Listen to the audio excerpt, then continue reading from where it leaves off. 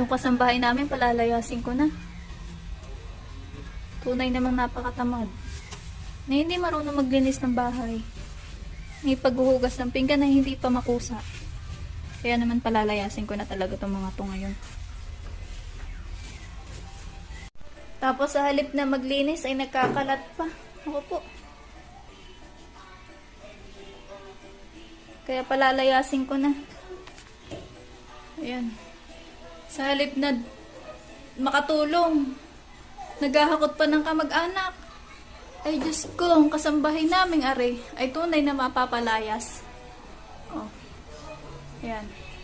Talagang palalayasin na natin yan. Baka kayo may mga kamag-anak din dyan katulad na re. Kasambahay na katulad na re. Ay palayasin nyo na rin.